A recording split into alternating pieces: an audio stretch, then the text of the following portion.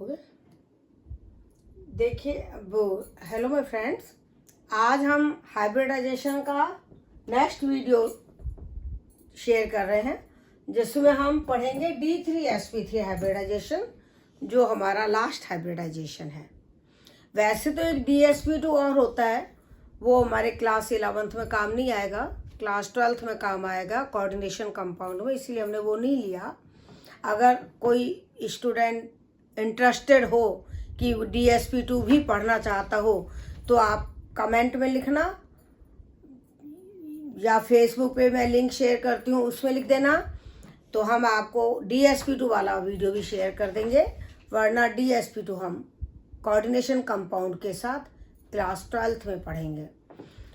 अभी हम ये वाला D3sp3 हाइब्रिडाइजेशन पढ़ रहे हैं। हाइब्रिडाइजेशन की डेफिनेशन हमने पहले वाले वीडियोज में बता दी है, हाइब्रिडाइजेशन कितने तरह का ये बता दिया है। आज हम लास्ट ले रहे हैं D3sp3, जिसका क्या मतलब है, इसमें 3D, जो 3 लिखना है वो वर्ड्स में लिखना है, शब्द फिगर्स में नहीं लिखना। तो 3D, 1s और 3p ऑर्बिटल काम आते हैं, पार्टिसिपेट करते हैं। तो कुल कितने हो गए, 3 और 1 4 और 3 7। तो इसमें 7 हाइब्रिड ऑर्बिटल बनते हैं। जितने एटॉमिक ऑर्बिटल पार्टिसिपेट करते हैं उतने ही हाइब्रिड ऑर्बिटल बनते हैं। तो इसमें 7 एटॉमिक ऑर्बिटल पार्टिसिपेट करते हैं तो 7 हाइब्रिड ऑर्बिटल बनते हैं। ज्योमेट्री बनती है पेंटागोनल बाइपिरामिडल। देखिए आप कैसे याद करोगे इसको, मैं तरीका बताती हूँ।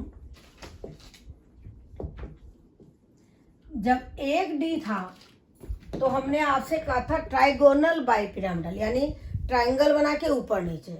जब यहाँ 2D थे तो मैंने कहा था स्क्वायर बाइपिरामिडल, यानी स्क्वायर के ऊपर नीचे। और जब 3D आ गए तो पेंटागोनल बाइपिरामिडल, यानी एक पेंटागोनल लेना है और 2 ऊपर नीचे। तो इसके लिए एग्जाम्पल हम लेंगे IF7। इसमें I के आखिरी शेल में 7 इलेक्ट्रॉन है, सातों इलेक्ट्रॉन 7 सिग्मा बॉन्ड बना रहे हैं। तो ये 7 सिग्मा बॉन्ड वाला केस हो गया, जिसमें I तो सेंटर में बनाना पेंटागोनल लेंगे, क्योंकि जब 7 सिग्मा बॉन्ड होते हैं तो ये वाला तो हाइब्रिडाइजेशन होता है, और पहले पेंटागोनल बनाते हैं फिर ऊपर नीचे, यानी प्लेन के परपेंडिकुलर। तो आपको इस तरह से F बनाने हैं। I तो लेना है सेंटर पे, और 7F में से 5F तो लेने हैं पेंटागोनल के 5 कॉर्नर पर, और 2 लेने हैं ऊपर नीचे। अब ऊपर नीचे वाले एंगल तो 90 डिग्री होंगे। ऊपर नीचे वाले एंगल कितने होंगे, 90 डिग्री। लेकिन जो पेंटागोनल वाले हैं उसको निकालने के लिए अपन 360 में 5 का भाग देंगे। तो 360/5 कितना हो गया, 72। तो ये जो 5 बॉन्ड एंगल है ये 72 डिग्री ईच है। 2 जो ऊपर नीचे वाले हैं वो 90 डिग्री है। तो पहला जो केस था DsP3, उसमें ट्राइंगल था और ऊपर नीचे बॉन्ड थे। दूसरा D2 वाले में स्क्वायर था और ऊपर नीचे बॉन्ड थे। अब D3 वाले में पेंटागोनल है और ऊपर नीचे बॉन्ड है। पेंटागोनल प्लेन में है, 2 बॉन्ड है, एक ऊपर एक नीचे। तो IF7 हमने लिया, जिसमें 7 सिग्मा बॉन्ड है। I में भी यही होगा, इलेक्ट्रॉनिक कॉन्फ़िगरेशन लिखना, इलेक्ट्रॉन एक्साइट करना। तो 7 ऑर्बिटल काम आएंगे, 3D, 1s, 3p, क्योंकि इसके लास्ट शेल में P5 होता है। तो 2 इलेक्ट्रॉन P में से एक्साइट होते हैं, 1 S में से। तो 3 तो इलेक्ट्रॉन D में चले गए। तो 3D, 3s और 1p मिलके 7 हाइब्रिड ऑर्बिटल बनाते हैं, जिससे IF7 की ये ज्योमेट्री बनती है।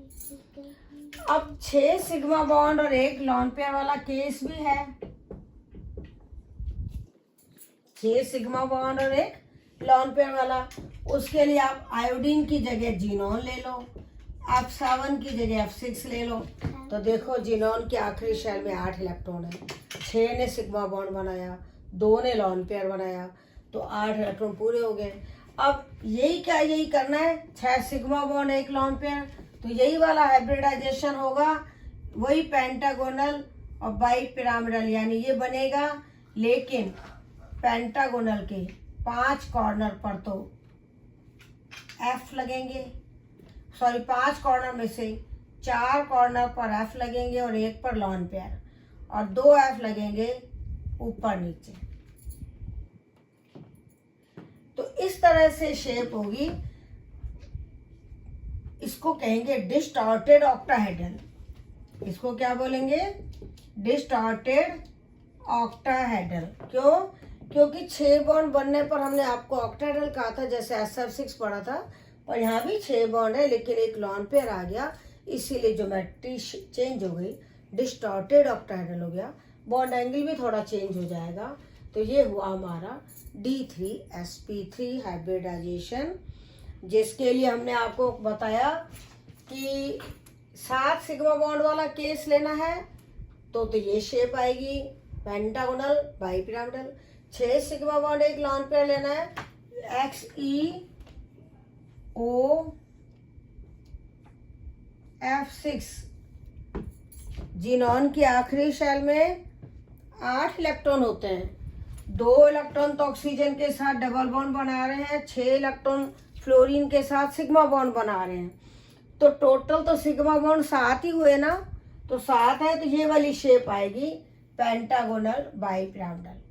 जो ऑक्सीजन है वो डबल बॉन्ड बना के आपको ऊपर की तरफ लगानी है, पेंटागोनल बाइपिरामिडल। सेंटर में जिनॉन बनाओगे, 5 बॉन्ड तो 5 कॉर्नर पे, 2 ऊपर नीचे होंगे।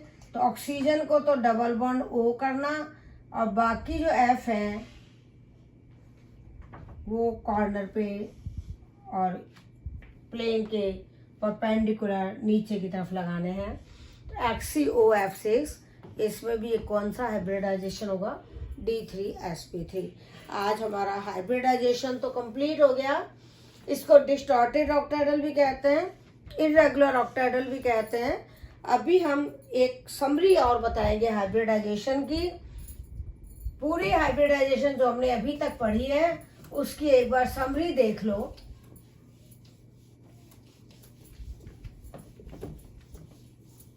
उसको आप ये मान सकते हो हाइब्रिडाइजेशन एट ग्लांस, मतलब 2 मिनट में हाइब्रिडाइजेशन का आपको रिवीजन करना हो एग्जाम से 2 दिन पहले, तो 2 मिनट में या 3 मिनट में आपका हाइब्रिडाइजेशन का रिवीजन हो जाएगा। अगर 2 सिग्मा बॉन्ड हो,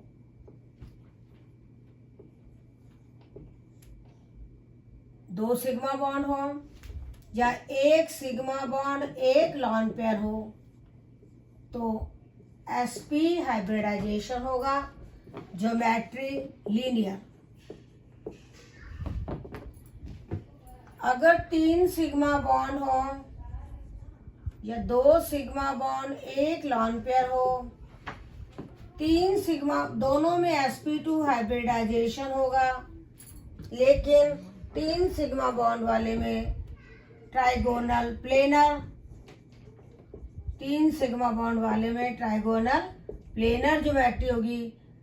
बॉन्ड एंगल 120 होगा, और 2 सिग्मा बॉन्ड एक लॉन पेयर वाले में वी शेप्ड ज्योमेट्री होगी। बॉन्ड एंगल 120 डिग्री से 2.5 कम होगा। तो 2 केस आएंगे। sp के भी 2 है केस, इसके भी 2 ही केस है। sp3 में 4 सिग्मा बॉन्ड है तो sp3 होगा, 3 सिग्मा एक लॉन पेयर है तो भी sp3 होगा, 2 सिग्मा 2 लॉन पेयर है तो भी sp3 होगा।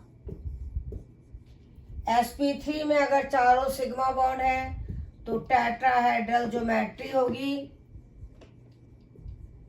बॉन्ड एंगल 109 डिग्री 28 मिनट होगा। 3 सिग्मा बॉन्ड एक लॉन पेयर है तो पिरामिडल होगा, अमोनिया जैसा। बॉन्ड एंगल इस 109 डिग्री से 2.5 डिग्री कम करोगे, 2.5 डिग्री कम करोगे तो 107 degree. 2 sigma bond 2 lone pair हैं तो V shape geometry, bond angle 104 degree 27 minute, water जैसा।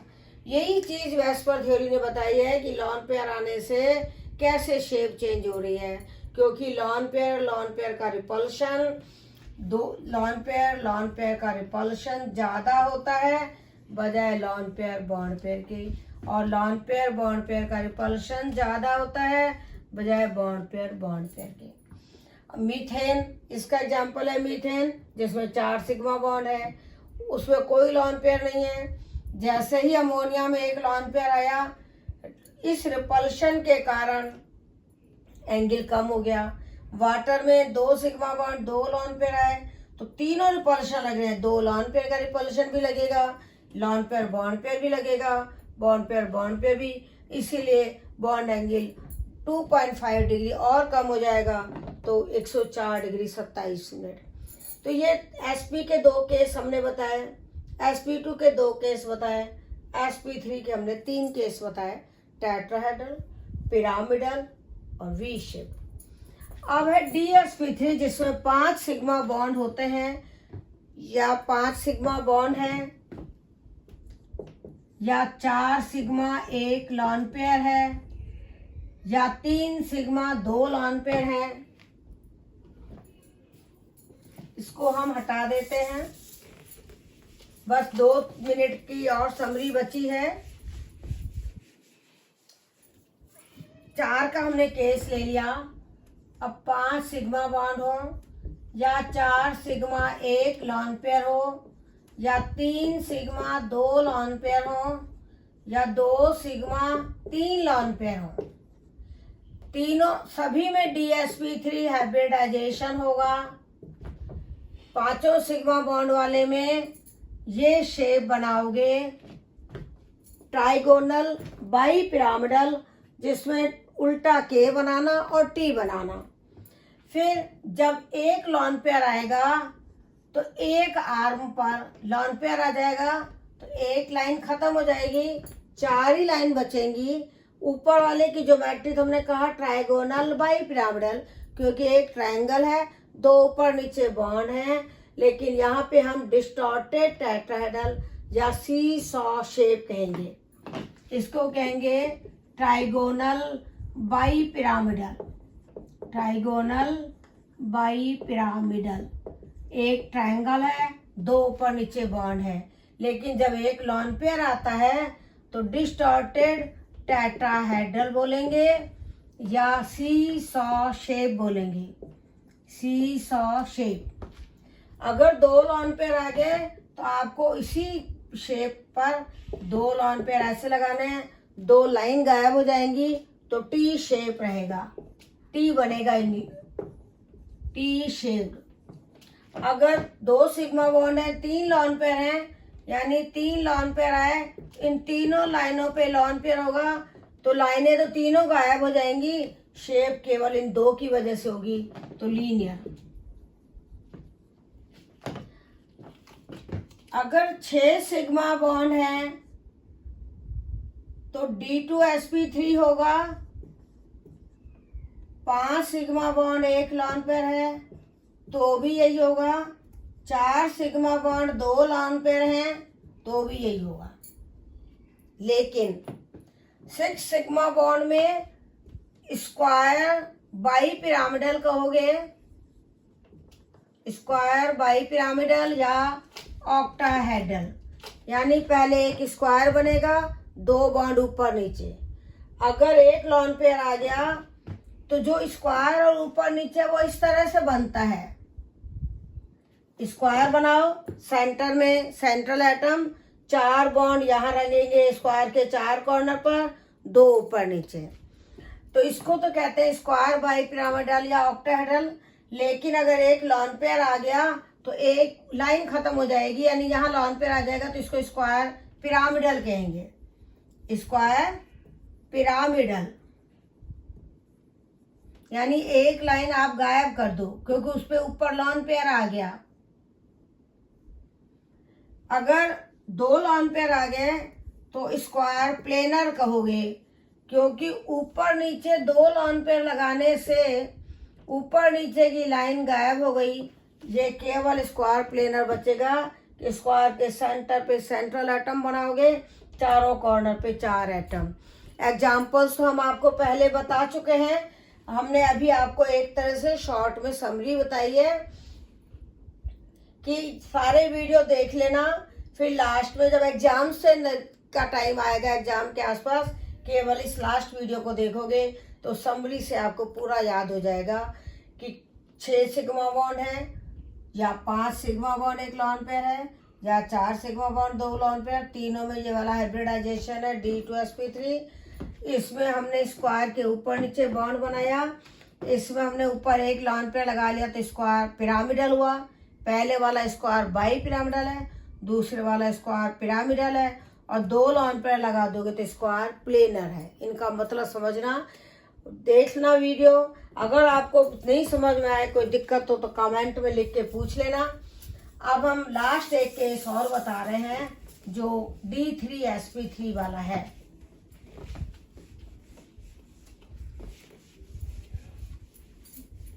मैंने आपको पहले भी बोला है कि हाइब्रिडाइजेशन के सारे वीडियो आप क्रम से देखना और लास्ट में ये समरी देखना। अगर आपको हाइब्रिडाइजेशन बहुत आसान लगेगा मेरे विचार से, अगर आप ढंग से देखोगे सारे वीडियो तो आपको हाइब्रिडाइजेशन इतना अच्छा टॉपिक लगेगा कि आप सोचोगे अरे हाइब्रिडाइजेशन में कुछ है ही नहीं। एक मॉलिक्यूल में हाइब्रिडाइजेशन निकाल दे 3 मिनट में, 2 मिनट में निकल जाएगी।